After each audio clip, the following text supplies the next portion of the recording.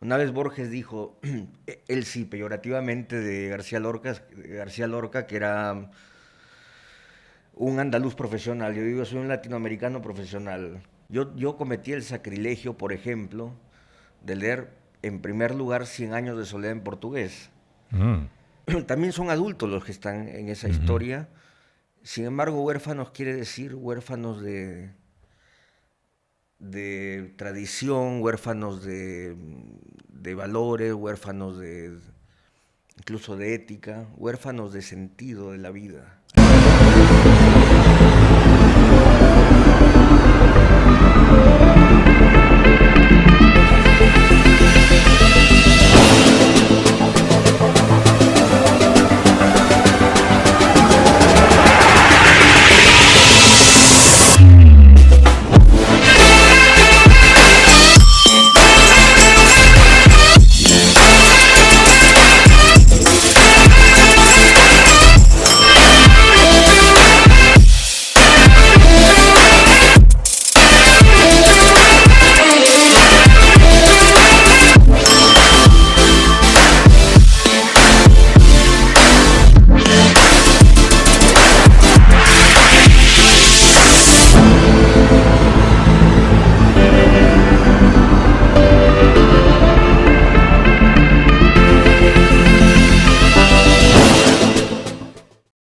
¿Qué tal amigos? Bienvenidos a un nuevo episodio de Sonido Digital. En este podcast, con esta oportunidad que tenemos de compartir con los temas culturales, también del arte, de la cultura, de la literatura. Y queremos pues explorar muchos conocimientos en torno a estos temas que nos preocupan y que debemos abordar de manera muy realista sobre lo que vivimos cada día, sobre lo que estamos compartiendo con los demás, para comprender un poco más el mundo, para entendernos mejor nosotros mismos y para saber vivir la vida de manera mucho más adecuada. Hoy nos acompaña un invitado especial, José Manuel Carneiro. Él es escritor, joven, 31 años de edad, y pues viene a presentarnos su obra, que la está lanzando recientemente, su primera obra, y vamos a hablar de esa obra y detalles de él. Pero antes de adentrarnos en la obra, vamos a hablar un poco primero de quién es José Manuel Carneiro, de dónde viene, cuál es su trayectoria, su vida, etcétera. Y vamos a mirar detalles importantes acerca de su vida personal y cómo él resulta convirtiéndose en un escritor y lanzando su primera obra en este momento. ¿Cómo se llama la obra? El oro de los huérfanos. Así que vamos a hablar primero de José Manuel y luego hablaremos de la obra. José Manuel, bienvenido a Sonido Digital. Gracias, Raúl, muy amable. Bueno, José Manuel, hablemos un poco de José Manuel. 31 años tiene usted, nació en Uberlandia. Esto es Mato Grosso, Minas Minas Gerais, Gerais, Minas cuya Gerais. capital es Belo Horizonte, Ajá. una tierra de mucha agricultura y en general, en fin, me parece que de dónde soy, es decir, de Minas Gerais, no es un elemento tan relevante en mi vida, Ujú. porque finalmente absorbí más la cultura hispana. Sí. Es decir, que me identifico más con Perú Ajá. y con los países O sea, usted nace allá en latinoamericanos. Brasil, Sí, pero llega aquí a Perú muy pequeño. relativamente pequeño, es decir, hablando portugués, pero ya, digamos, aún pequeño, hablando portugués, pero a la edad suficiente como para empezar a hablar casi de forma nativa, pues el español, El español. idioma del cual pues me siento muy orgulloso. Ujú. Entiendo que tiene la doble nacionalidad, tanto brasileño como peruano. Sí, por supuesto, Ok, por sus padres. por mis padres, madre peruana, padre brasileño, Ujú. paz descanse, mi padre falleció hace muchos años. Em, y soy no nacionalizado, sino naturalizado, peruano, ¿no? Es Ujú. decir, soy igual que la mayoría de los que están acá y me considero peruano. Sí. Pero en general latinoamericano, por ahí yo dije, y que esto se lo tome de forma halagüeña o peyorativa, me da lo mismo, porque yo, según cómo esté de ánimos, también lo interpreto de ambas formas. Una vez Borges dijo, él sí, peyorativamente, de García Lorca, que era un andaluz profesional. Yo digo, soy un latinoamericano profesional. En fin, es peyorativo, pero también con mucho orgullo, porque viví en varios países latinoamericanos Y no solamente estoy influenciado por la cultura peruana, sino también por la argentina, la uruguaya, la chilena. ¿Ha tenido la oportunidad de Sí, sí, viajar, de de estar viajar, de establecido en trabajar, diferentes países? en diversos países latinoamericanos de habla hispana, que es la que finalmente me define. ¿Cómo fue su proceso de formación? Es decir, desde pequeño, ¿dónde empieza usted a estudiar? ¿Dónde se vincula usted a estudiar? ¿Aquí en Primero, Perú? no, primero en un colegio chico de Brasil, de la Ujú. zona de Uberlandia. Mis padres eran estudiantes, terminaron de estudiar odontología y mi abuelo en esa época peruano era director del Hospital Regional de Sullana y les propuso venir. Mm, Y ahí fue ok. donde, bueno, en fin, al cabo de algunos años, pues vinimos los tres, la familia. O sea, usted se crió en Sullana de alguna manera. Buena parte de mi niñez, Sí, de mi primera niñez. sí. Y ¿A qué de, edad llegó a Sullana? 8 o 9 años, una cosa así. Ah, bueno, estaba bien jovencito, Sí, estaba sí, sí. ya iniciando todo su proceso de formación. Iniciando el proceso de formación Sí, y bueno, en adelante siempre estuve muy arraigado a Piura. Es decir, por la sí. rama materna tengo mucha... En el árbol genealógico tengo muchas líneas de tradición piurana. Ah, bueno, y los gustos piuranos también, ceviche y todo lo demás, Sí, ¿eh? sí, me gusta. Ajá. Yo ya tengo, digamos, un gusto más amplio en el sentido de que no me circunscribo solamente a decir, bueno, piurano, limeño, arequipeño. Me gusta mucho, como te dije al inicio, considerarme un latinoamericano en general. Ujú. Incluso muchos de los que me escuchan hablar me dicen, oye, pero tu acento no está muy determinado. Sí, no es muy peruano. No es muy peruano, tampoco es muy argentino, tampoco es muy chileno, así que por lo general latinoamericano. Confundes, Sí, y confundes un yo poco. disfruto de eso, es decir, me Sí. encanta considerarme un poco un ciudadano de este sudamericano continente. Excelente, o sea, no es un ciudadano del mundo, sino un ciudadano latinoamericano, con Sí, todo sí, el sí, sí. sentido de la palabra Con todo el latinoamericano. sentido de la palabra, Ujú. ya que después venga el mundo o no, igual ya no se cambia lo que uno tiene de formación. Sí. ¿Cómo se construye esa idea de ese latinoamericanismo a partir de su educación, de su formación? ¿Cómo se construye usted su proceso para llegar a convertirse en un autor? Yo creo que es más allá de la educación ortodoxa por la cual todos pasamos, depende mucho de esas primeras lecturas que a uno le forman la sensibilidad, ¿no? Lo que Ujú. Flaubert llamaba la educación sentimental.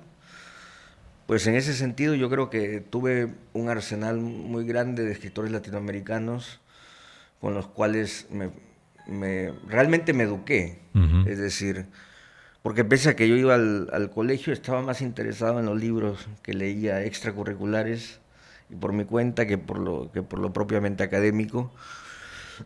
Y en ese sentido, pues empecé leyendo muchos autores argentinos, por ejemplo, ¿no? Ujú. No, Di Benedetto, Castelnuovo, que me llegaban por parientes que también tengo allá, Cortázar, Borges, Pizarnik, muchos, Sí. muchos. ¿Qué hizo que se disparara ese amor por la lectura? ¿Cuál fue el detonante de ese gusto, de ese placer, de esa búsqueda de la literatura, de tantos libros, de tantos autores?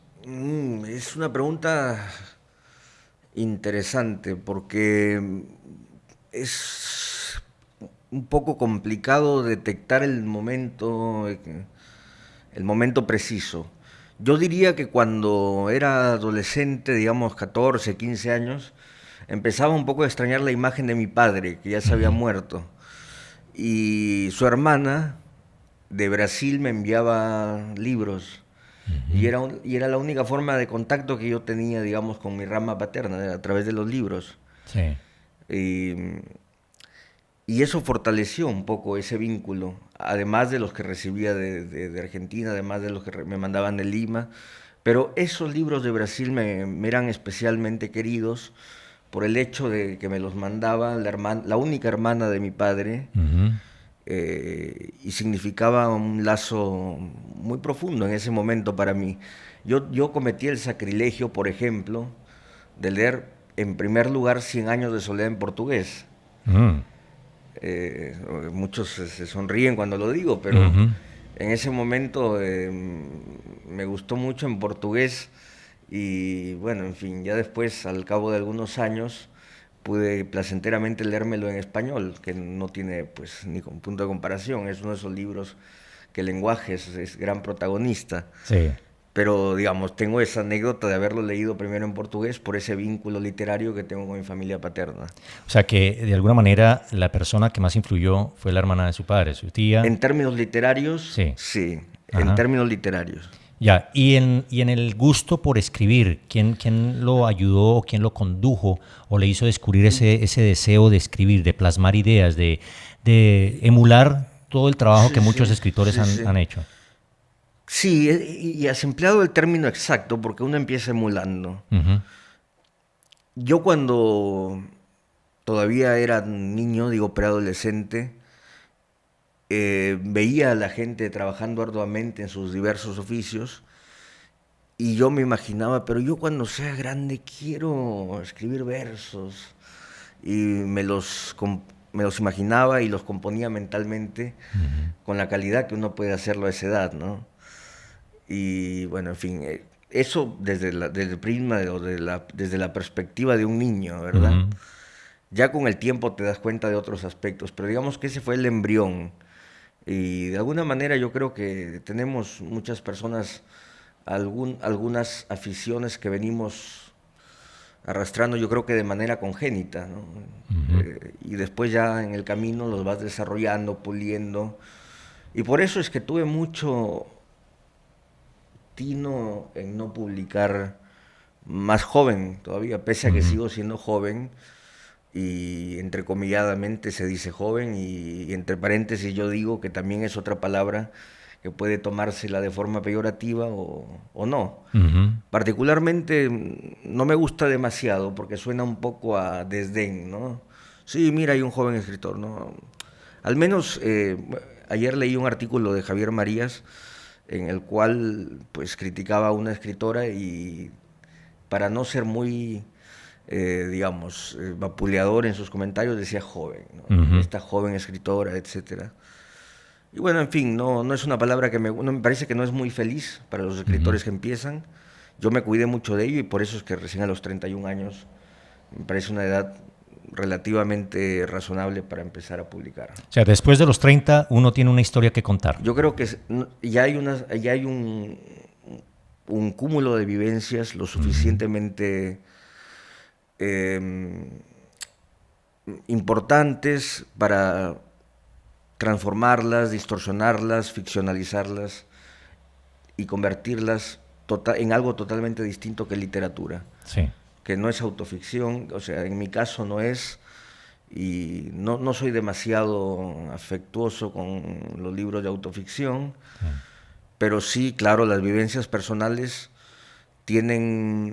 son digamos, el germen inicial que después se transforman o se transmutan en eso que se llama literatura o arte en general. Sí. ¿Hizo usted su perfeccionamiento académico, es decir, para escribir, para ser escritor, No, o cómo no, hizo ese es eso? otro tema que, vaya, he discutido mucho con colegas al respecto. Ujú. Unos están a favor, otros en contra, y yo respeto ambas partes.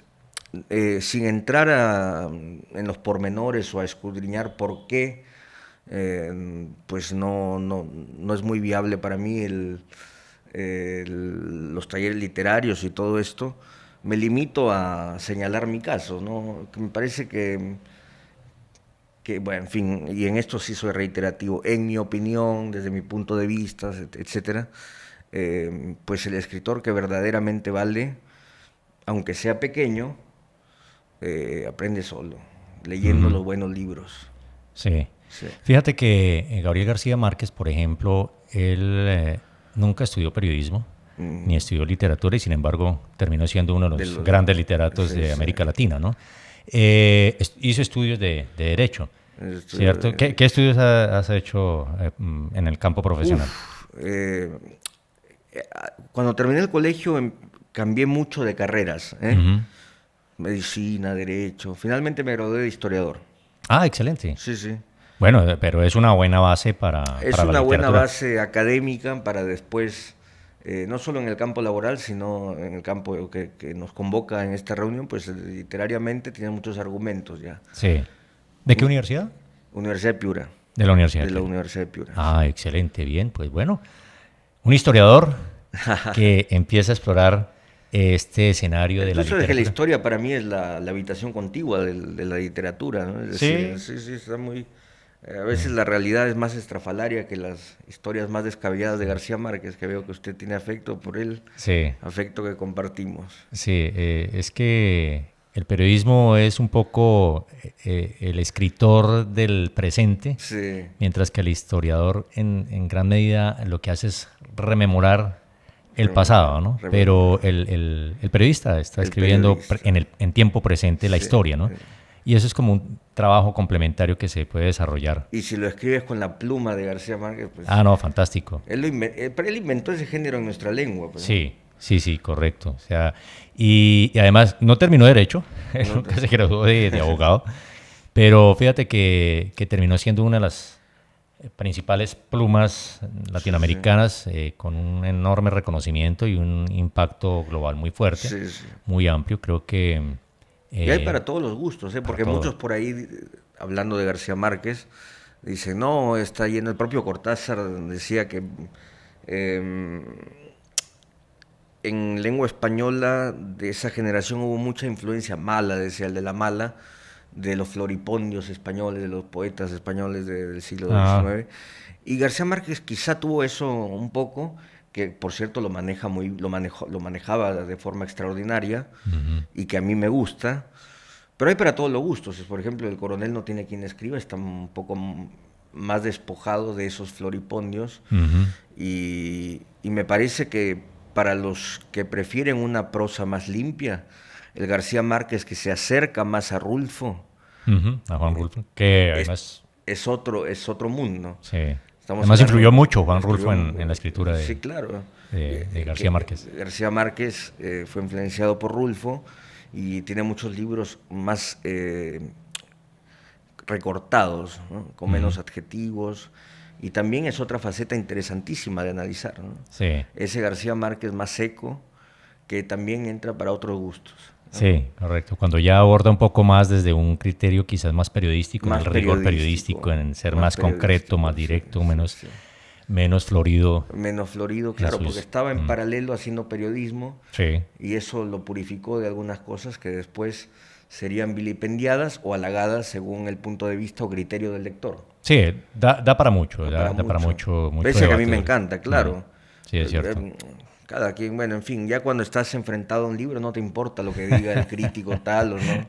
Te Sí, importa eso es ser cierto. feliz leyendo, nada más. Sí, eso es cierto. Además que, así como García Márquez abordaba muchos temas de carácter social, problemáticas, el mundo de las personas en su micromundo realmente, Sí, ¿no? O sí. sea, porque lo que hace con Macondo es universalizar un micromundo Un micromundo. y se convierte en algo universal. Sí. ¿Sí? Es un ejemplo de esa latinoamericanidad que nosotros vivimos, que nace y se crea en el micromundo. En el micromundo. Sí, creo que un poco lo que yo observo, arrancando con el título del libro, El oro de los huérfanos, yo evoco por el título una idea que toca en este momento y preocupa mucho en Perú. Cuando hablamos del oro de los huérfanos, me suena a que podría ser una historia que gire en torno a una problemática socioeconómica actual como la minería, por ejemplo, ¿cierto?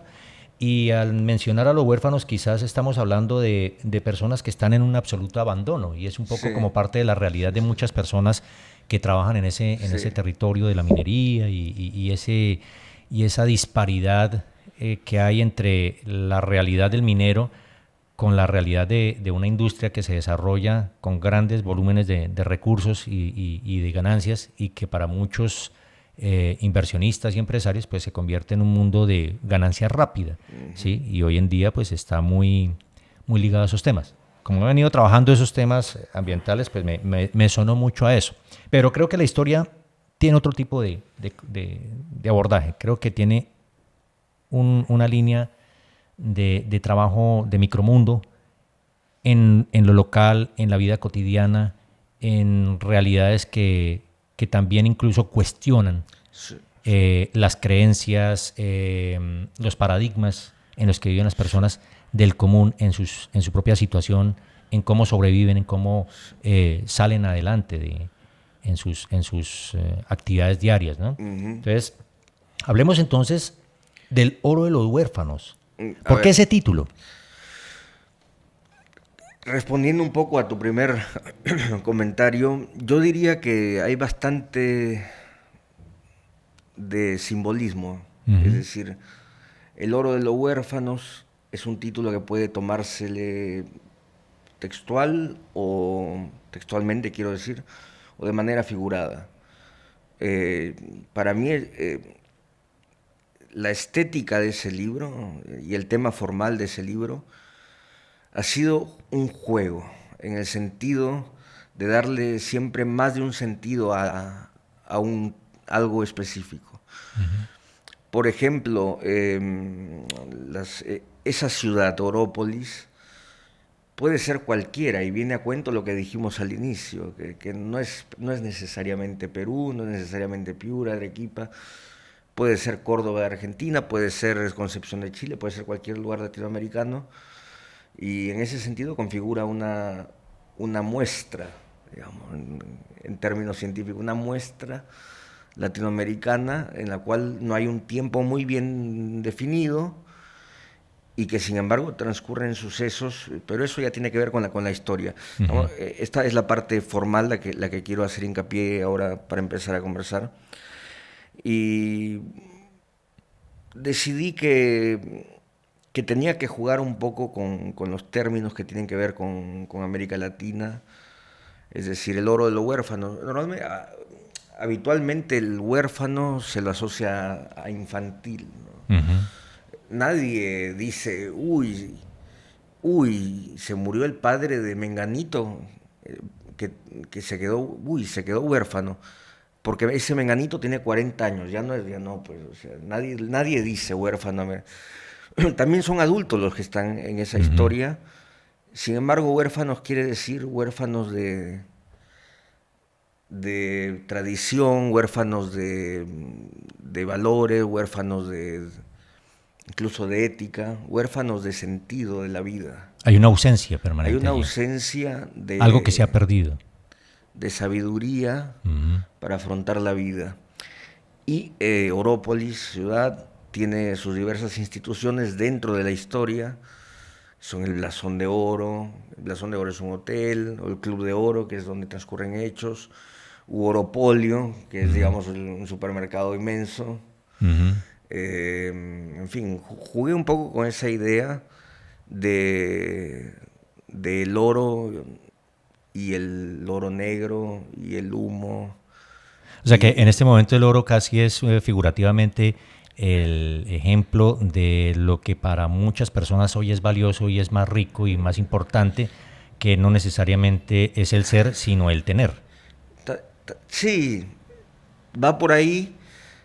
Y también con esa frase archi repetida de Perú, que es un mendigo sentado en un baúl de oro, ¿no? Es decir, hay un par de personajes mendigos en ese libro.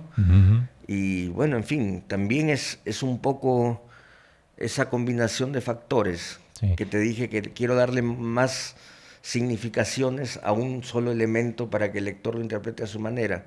Sí. Puede leerse como una historia a secas o también de manera simbólica. Sí. Es decir, ya desde Orópolis te dice que, bueno, en fin. Habla como de la historia de dos hermanos que Sí, como que sí. siguen líneas de vida distintas. O sea, Sí. hay un momento en que es común muchos aspectos, pero terminan de alguna Sí. manera viviendo de manera contrastada muchas cosas, ¿no? Muchas experiencias. Fíjate, Raúl, has dicho una palabra clave, porque si hay algo en ese libro es mucho contrapunto. Hay mucha dicotomía en todo aspecto, porque así somos los latinoamericanos. O eres de Alianza, o eres o de la U, Boca River, siempre estamos en un bando. Bueno, también juego un poco con eso en las personalidades que están en el libro, y eso representa un poco América Latina. Siempre tenemos que estar aferrados a una de las dos corrientes, Vargas Llosa o Arguedas. ¿Y por qué no Vargas Llosa y Arguedas, ¿no? En lugar de tanto divorcio ideológico, y también denuncia un poco la pequeñez de universo mental que es parte, desdichadamente, de muchas tradiciones en Sí. nuestra Latinoamérica. Hay como una referencia precisamente no solamente al abandono, sino también como a una pobreza Sí, de sí. pensamiento, Y huérfano sí. también un poco puede vérsele como nos quedamos solos después de, bueno, en fin, con nuestras respectivas emancipaciones. También huérfanos de la colonia, es decir, Ujú. tiene varias, al menos yo lo pensé de esa manera y probablemente no haya concretado todo lo que quise hacer, pero al menos fue un intento y bueno, en fin, llegué al fondo de eso que quería hacer. Ya el resultado final lo juzgará cada lector. Ujú. Otra cosa que quería apuntar sobre el libro es que eh, decidí que cada capítulo sea un solo párrafo largo, Ujú. en la cual pues esté incluido diálogos, cruce de voces, eh, un juego estético. Ujú. Quise trabajarlo mucho. Mira, tiene 200 y pico de páginas, pero fueron más de 2 años en el proceso mismo de escritura. Y más pensándolo, ¿no? Esos párrafos largos que comenta José Manuel, ¿tienen un propósito en particular? ¿Hay una Sí, sí, sí, sí. intencionalidad Hay detrás una de un párrafo largo? intencionalidad de decir, de mi parte, que quiere anunciar o decir lo siguiente. Más contenido y menos vacíos en los libros. Últimamente estoy leyendo muchos libros de escritores vivos que dicen poco. Al menos desde mi experiencia como lector, dicen poco y pues hay un abultamiento innecesario de páginas. Sí. Con 300 páginas, con toda la cantidad de páginas en blanco y y puntos apartes innecesarios, pues podría reducirse a menos. Sí. También yo dije que hay que hacerlo un poco más denso, depurando, y, y me parece que fue un intento también formal de apretarlo, digamos, la prosa, de apretar la historia y de decir la mayor cantidad de cosas posibles en un espacio más compacto. Una pregunta que surge en este momento, José Manuel, ¿para quién va dirigido este libro? Uy, no sé, mira, Rulfo siempre dijo que él escribía libros, no, yo no soy Rulfo ni mucho menos, pero digamos, lo tomo como ejemplo. Dijo que, o decía que él escribía libros que a él le hubiera gustado leer y que no existían. Más o Ujú. menos es lo que yo pretendo con eso. Y en general creo que está destinado a un público en general que tenga una curiosidad por leer algo que sé de antemano que no es demasiado sencillo de Sí. descifrar, ¿no? Y además que es un gran desafío hoy en día con la tecnología, con la vida como tan rápida que se vive, Sí, la brevedad de las cosas. Hoy los jóvenes o los niños no soportan ver un video de más de 30 segundos y si no se soportan un relato de más de 30 segundos en video, pues imagínate un un libro. libro. ¿Cómo se logra? Me acuerdo que Equilibrar y cómo llegar a esos mercados y despertar ese deseo de los es niños hoy y increíble de los jóvenes de hoy de leer, de tomar un libro y de y de disfrutar sentarse a y leer. extasiarse en la lectura Sí, y en sí, el texto y en las hojas y en el olor del papel y sí. en el sentido de la emoción que hay de volver atrás para retomar una escena y reconstruirla en nuestra cabeza. ¿Cómo lo logramos? Mira, es un reto importantísimo de todos los gestores culturales del país y del mundo en general. Yo creo que el libro nunca se terminará, es Ujú. decir, se seguirá haciendo, será reducido a un espacio pequeño, digamos, prestigioso y pequeño. Pero no desaparecerá mientras existan personas como nosotros, lectores. Y en general hay más lectores de los que uno se imagina. Ujú. Eso lo tuve, yo no pensaba así hasta que pude ser testigo de que hay muchos más de los que yo me imaginaba. Ahora bien, en cuanto a las nuevas generaciones, pues es un reto de políticas culturales, estrategias de políticas culturales, y ya es un terreno técnico en el cual pues habría que ponerse de acuerdo el Ministerio de Cultura, el Ministerio de Educación, para formar lectores, o por lo menos concitar en ellos un interés genuino por el placer de leer, por el placer. Sí. Porque en general, mira, yo te retruco y te hago una pregunta. ¿Cuántos van a las universidades con el genuino interés o, digamos, con la avidez única de aprender? Ujú. ¿Cuántos? Del 100% no sé, pero no creo que sea mucho. En todo caso buscan el diploma. Sí. Y bueno, yo no le encuentro mucho sentido a hacer eso. O sea, Sí, se estudia sin propósito realmente. sí, y están ahí quizás porque están empujados por la voluntad de su familia, o conminados por su padre o su madre, o porque tienen que hacerlo para salir adelante, frases Ujú. ripiosas donde las haya, como es archimanido todo esto, es Sí. decir, ya demasiado esto de salir adelante, pasar a la universidad, no, hombre, yo tenía un amigo, tengo en realidad un amigo español que trabajó en la Universidad de Piura, y él decía siempre, es decir, la universidad no es para todos, Ujú. la universidad tiene que ser vocacional.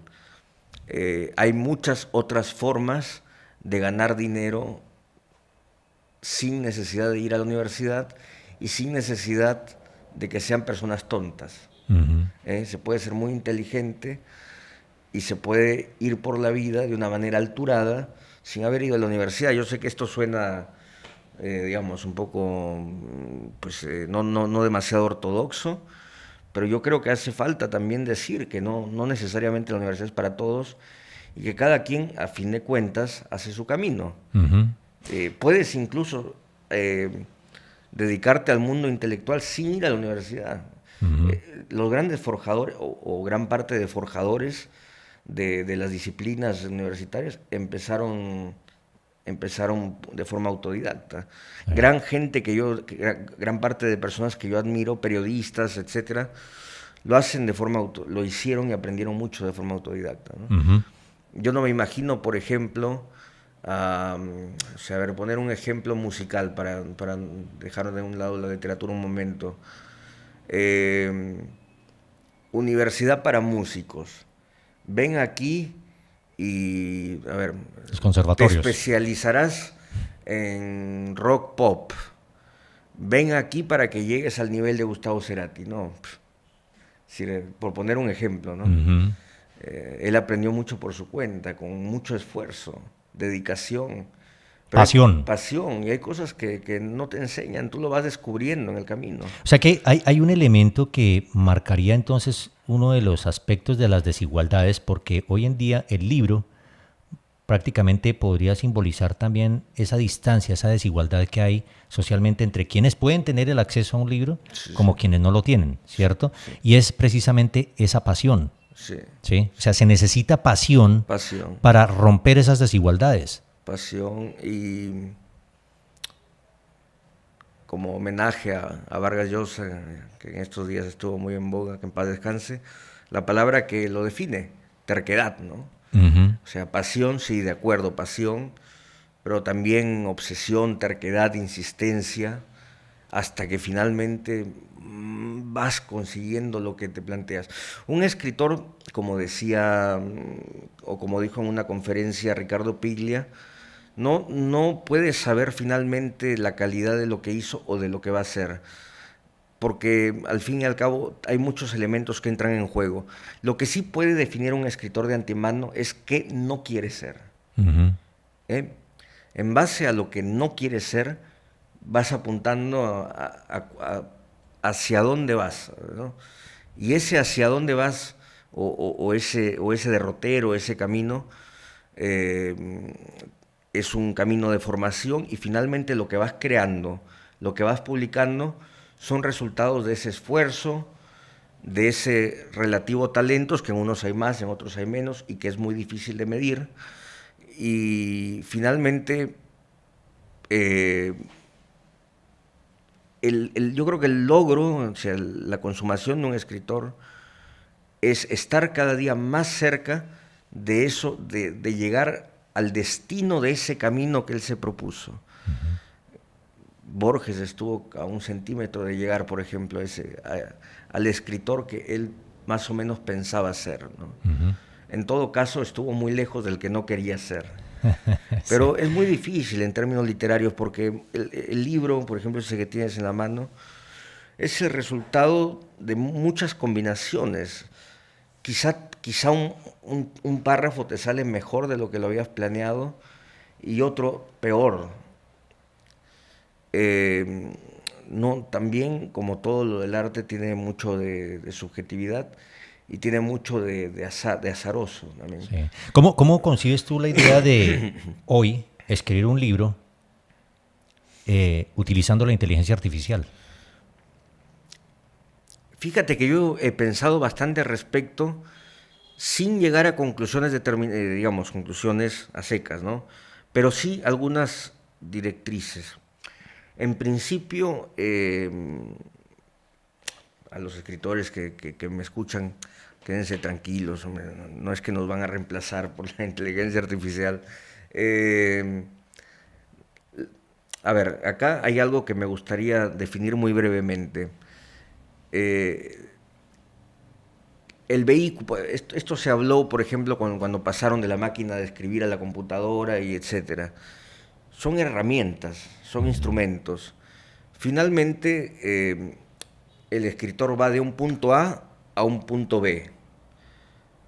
Él define cuál es el punto A y cuál es el punto B. Y tiene que inventarse el camino. Uh-huh. Ahora bien, que vayas en un automóvil automático o que vayas en uno manual o que vayas en un camión, bueno, es la herramienta para cruzar eso que tú has inventado. En ese sentido, pues no creo que la inteligencia artificial sea capaz, al menos en lo inmediato, y en el fondo creo que nunca, de crear algo como los humanos genuino, es decir, de partir de diversas influencias y de decir, voy a empezar de un punto A que yo inventé a un punto B que yo inventé y voy a crear un camino nuevo, uh-huh, que no existe. Yo creo que la inteligencia artificial necesita de cosas preconcebidas. Nosotros también, porque no existe creador sin influencias, sí, pero le podemos dar ese valor agregado que ya es tuyo, que es del autor. Cada autor le agrega algo inédito a todo ese bagaje que absorbió culturalmente. Y eso es lo que lo diferencia de los demás autores, que pese a que tiene elementos de influencia, le añadió lo suyo y ese añadido crea algo original y nuevo, al menos en los escritores de verdad, aunque sean pequeños. Sí. Como decía Juan José Arreola, siempre nosotros pensamos, uy, qué gran escritor. No, hay escritores que yo creo que son extraordinarios, no lo suficientemente divulgados y que son genuinos a pesar de su pequeñez. Sí, depende, hay muchas circunstancias de por medio. Sí. Sí. En ese sentido, lo que nunca hará la inteligencia artificial será ser una buena observadora y una buena creadora de historias con emociones. Con emociones, y García Márquez decía, conocer el corazón humano, tan difícil, tan difícil. ¿Y cómo la inteligencia le podría agregar ese factor adicional que yo te digo, que es determinante para que una obra literaria tenga una impronta propia?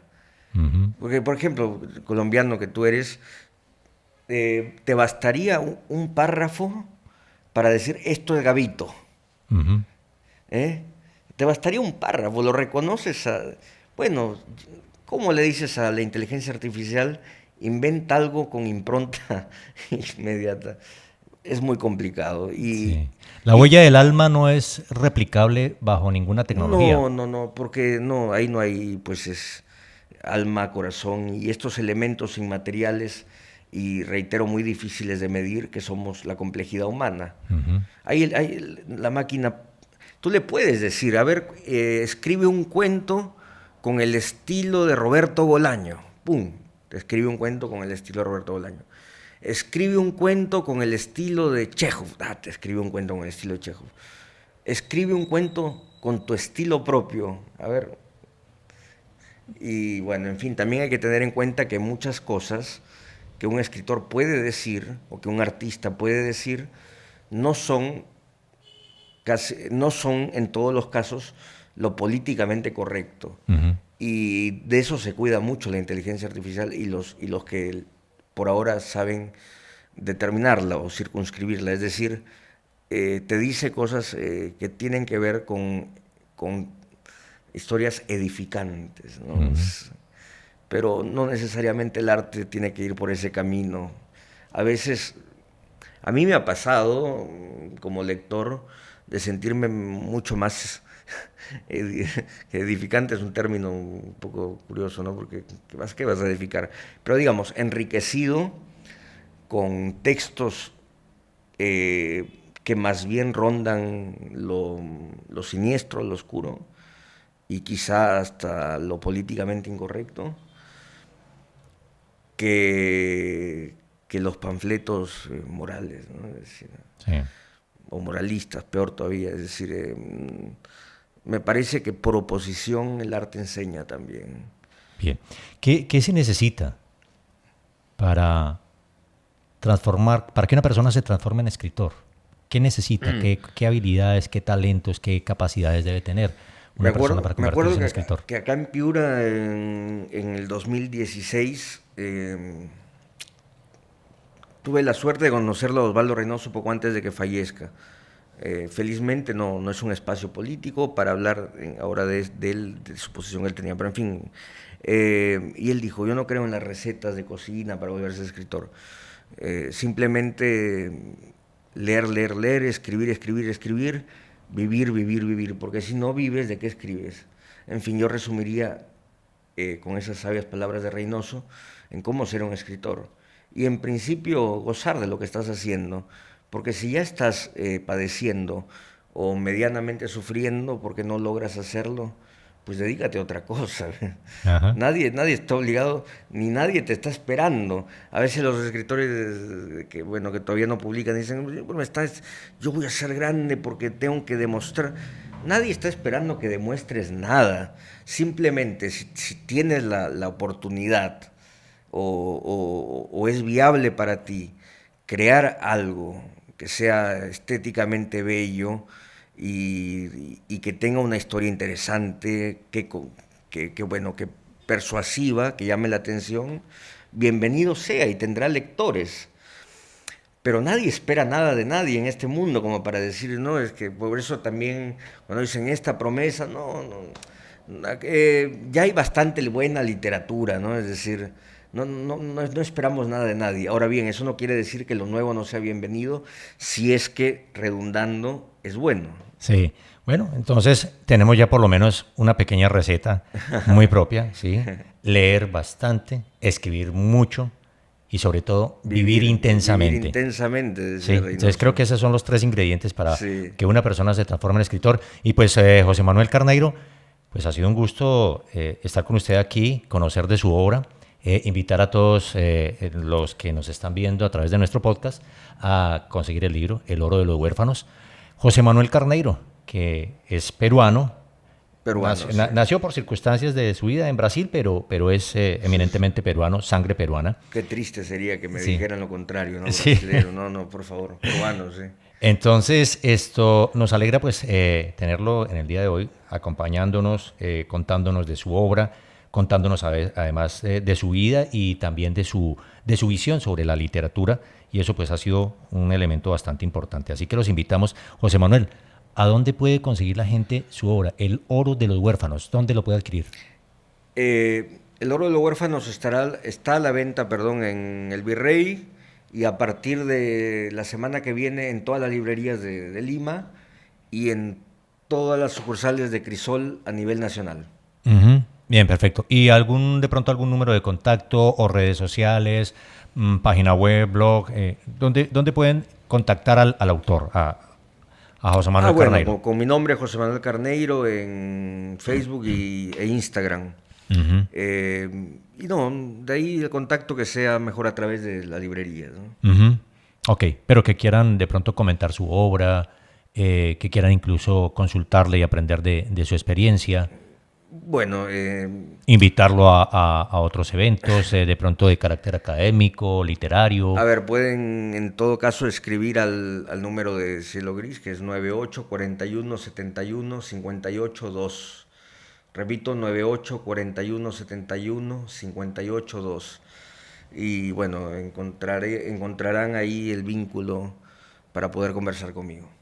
José Manuel, muchísimas gracias. Muchísimas gracias, Raúl. Estar compartiendo este espacio. Es todo mío. Vale, gracias. Y muchísimas gracias a todos los que nos ven en nuestro podcast Sonidia Digital. Nos vemos en el próximo episodio.